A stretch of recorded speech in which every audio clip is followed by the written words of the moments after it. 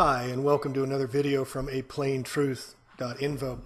Um, what I want to do today is a fairly short video explaining how and why Columbia, Washington, D.C., the District of Columbia, got its name and what it's a district of.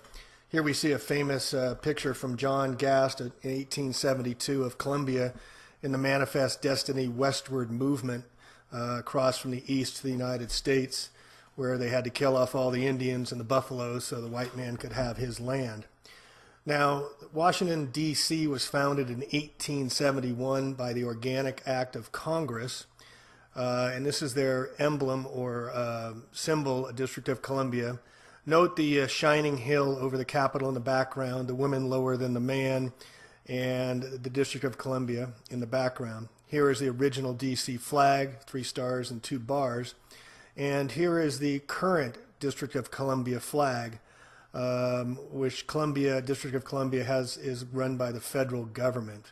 We also see in some of the churches in the District of Columbia using the 3-star and 2-bar stripe motif. Also in the corporate world, we see CBS using the all-seeing eye as their logo, and Columbia Pictures using the torch and the sun and the pyramid with the unfinished eye, which we also see in the back of the dollar bill. We see the Columbia space shuttle that blew up tragically. Please note the Israeli flag in there as well, equal height, equal weight. And also we see the Rockefellers Columbia University in New York, as well as the Columbia Teachers University, also a Rockefeller Foundation. Now it's interesting also to note that Columbia's symbol uses 3 crowns as well. And here we're back to the John Gast 1872 Manifest Destiny of Miss Columbia leading the way. Okay, so let's go over here to Wikipedia, the font of all knowledge, and Washington District of Columbia. Where did the name District of Columbia come from is the question here. And for the past 6-8 months or so, I've been offering every friend I talk to and family $100 if they could tell me where the District of Columbia name came from, or what it is the district of, or why it is named Columbia. So far I've kept $100 as no one has been able to even come close. The common response has been, to a person almost, I have no idea. So we see here the U.S. Constitution provided for a federal district under exclusive jurisdiction meaning whose business, of the Congress, and the district is therefore not part of any U.S. state. Further down, it's created a single municipal government for the remaining portion of the district. Here it says an estimated population in 2014, and then leave it to Wikipedia. It says it's the 22nd most populous city, but right above here it says it's not part of any U.S. state, so a contradiction right there. The centers for all 3 branches of federal government in the United States are in the district, and they rule our lives, collect from the IRS and whatnot, including the Congress, the President, and the Supreme Court. Now, if the Congress is the only one overseeing, and they are in the District of Columbia in Washington, that means they're not a part of the United States of America, small, big U, small N-I-T-E-D, United States, and I'll get into that in a minute. Washington is home to many national monuments and museums.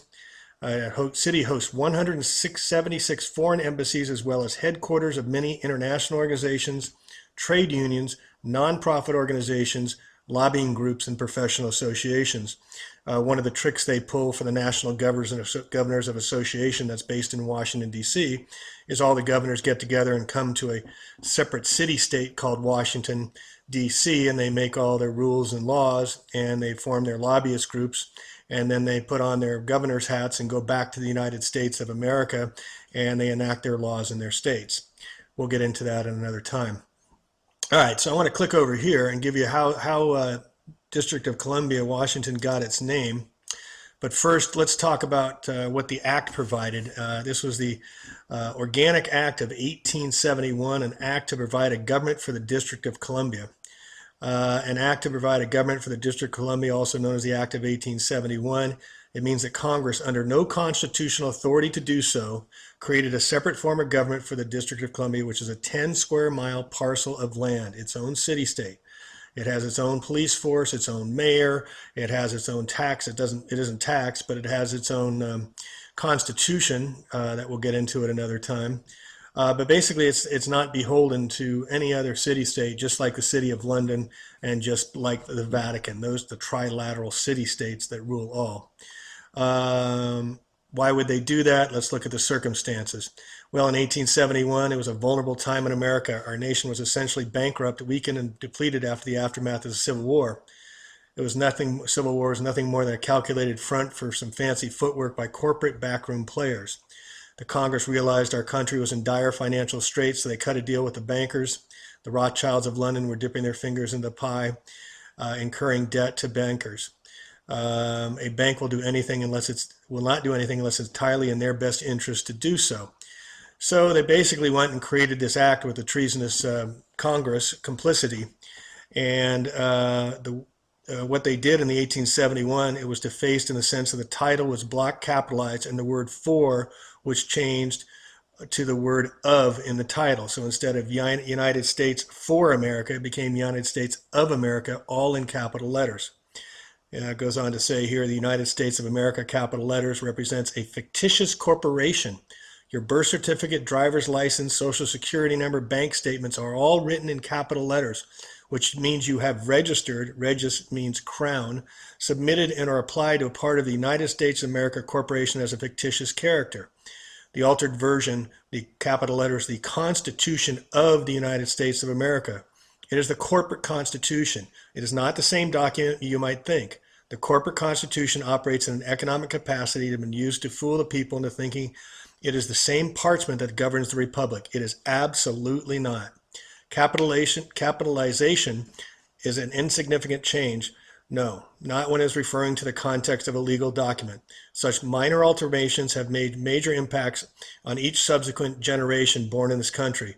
What the Congress did with the passage of the act was to create an entirely new document, a constitution for the government of the District of Columbia. The kind of government they created was a corporation. The new altered constitution serves as the constitution of a corporation and not that of America. And if you'll remember back in 1999 in the blue dress with Monica Lewinsky, President Clinton, a lawyer, got in front of the federal grand jury and argued what the term, it depends on what the word is. So you can understand that even small words have great meanings. All right, so going up here to how did District of Columbia get its name, or how did Washington, D.C. get its name? So here we read that the Vatican has been involved. The Jesuit John Carroll was probably the richest man in America in the late 1700s. Carroll allowed funding to construct D.C., which is nicknamed, quote, Rome on the Potomac. In fact, Wikipedia and the Catholic Encyclopedia confirm Washington, D.C.'s original name as Rome, Maryland. Also, a branch of the Potomac River was called the Tiber, which is named after a river in Rome. This information was written in 1902 edition of the Catholic Encyclopedia on the article on John Carroll. The owner of the land used to be Francis Pope. Now we have Pope Francis, a Jesuit from Argentina, who just, for the first time in 600 years, had a pope step down and he replaced him. Isn't that coincidence? And his priest was Jesuit Andrew White. Like Rome, Washington, D.C. has 7 hills.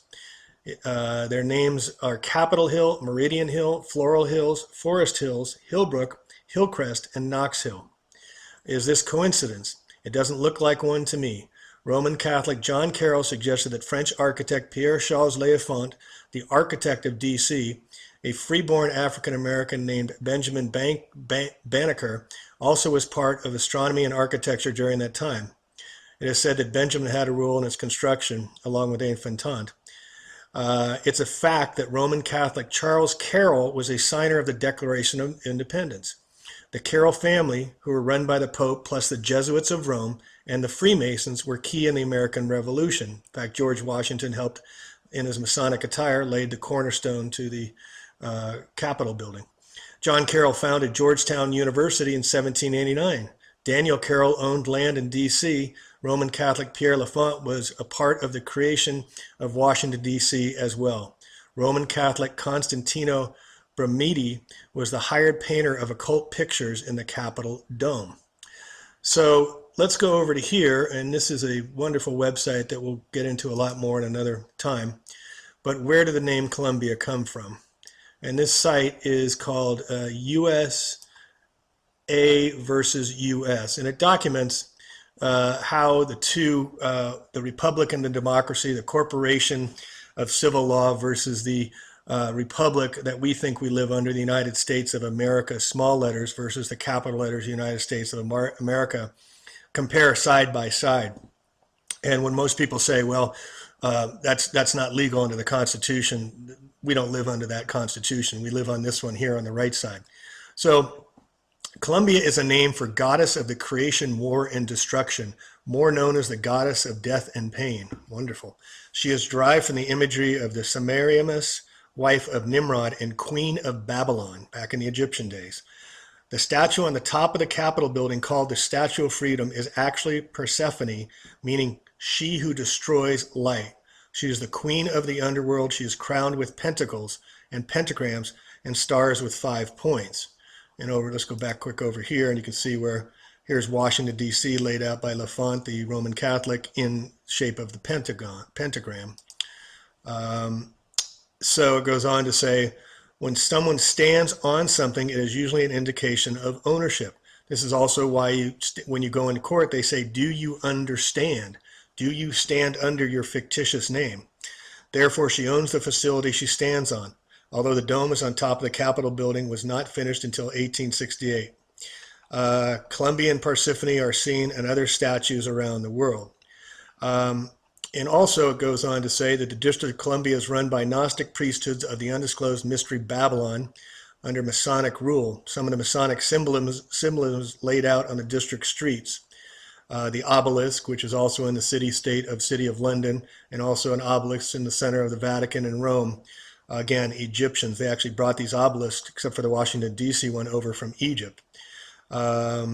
Now going down a little further, we see that the Gnostic priesthood includes the Illuminati, Skull and Bones Society, which John Kerry and the Bushes are members of, Knights of Malta, Knights of Columbus, all the secret societies. And then the ones you've probably heard of down here, we see the Secret Society of Cecil Rhodes, that's the Rhodes Scholar, Chatham House Crowd, Commonwealth Nations, the Royal Institute of International Affairs, the Trilateral Commission, which is run by the Rockefellers, the Bilderberg Group, the Council of Foreign Relations that the Clintons and many, many presidents have belonged to, and the magistrates and bar attorneys.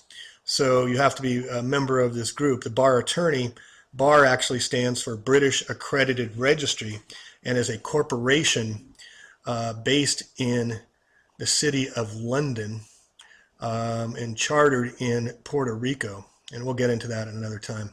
But I just wanted to keep on this District of Columbia thing. So corporate officers, by this act, we can see that it was created to make a corporation, again, United States capital letters versus small capital letters over here. We can see it started with old school, what we thought we had, the Declaration of Independence, Articles of Confederation, Constitution, which were taught in school. But that was changed in 1871 with the Treasonous Congress, creating Washington, D.C. We had the Gettysburg Act in 1864, declaring emergency war powers under the Reconstruction Act.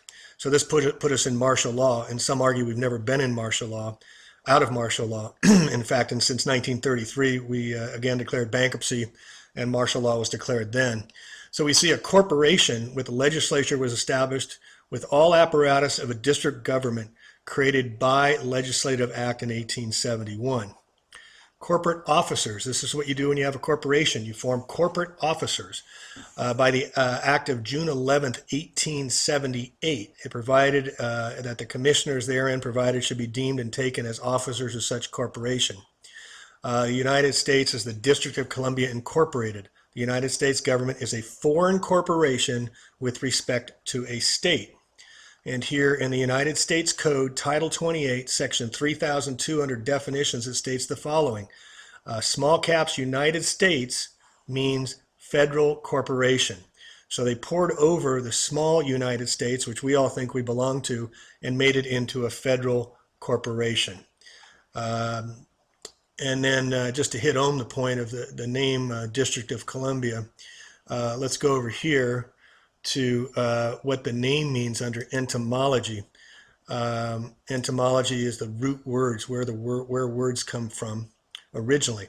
Now we see under Columbia, the poetic name for United States of America is earlier the poetic name for the United States of America, comma, earlier for British colonies there. So they were calling it Columbia way back in the 1730s. Also the nation's female personification. And then it goes on to read, the next one is Columbine. Remember Columbine school that had the shootings? This is from 1300, so this is probably the oldest root of French Columbine, or directly from medieval Latin Columbina. And over here we see is that literally dove-like, from columba meaning dove. The inverted flower supposedly resembles a cluster of 5 doves. What is that about? So let's look at district. And when you say district, like District Attorney, district is a member of something greater. So the District of Columbia is a member of something greater than itself. So here we see district is territory under jurisdiction, whose business of, a lord or officer. From medieval Latin, districtus, restraining of offender's jurisdiction. Then under the feudal system, the area of jurisdiction. Noun use of past particle of Latin distringere means to hinder and detain. See distress.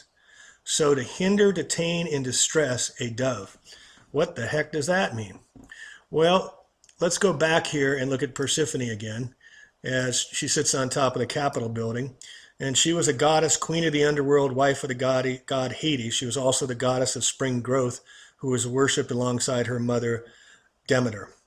And we go over here back to the Roman days, since they did help name Washington, D.C.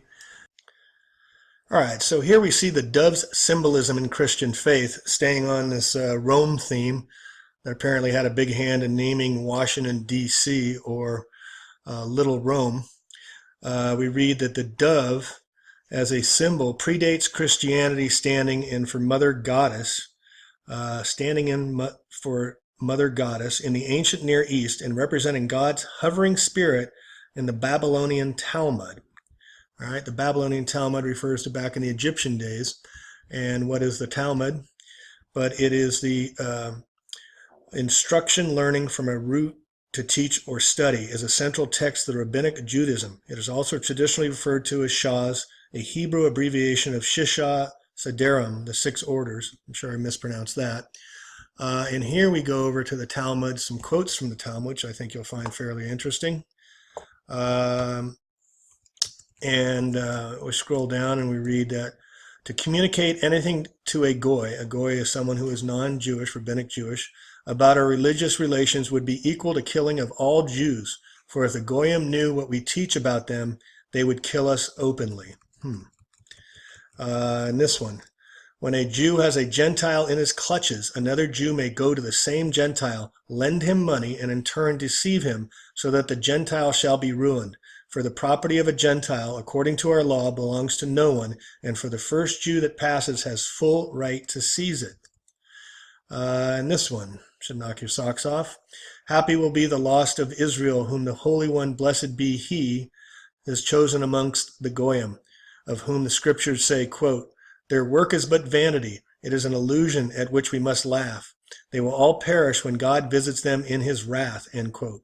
At the moment when the Holy One, blessed be He, will exterminate all the Goyim of the world, Israel alone will subsist, even as it is written.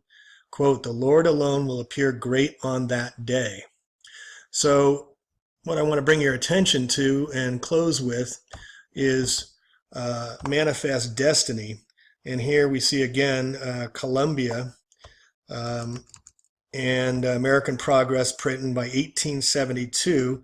And note here's the stand-in for the goddess, Columbia, representing the dove, or representing Mother Goddess, floating over the westward movement of the settlers coming across, the white man taking out the native Indians, taking out the buffaloes.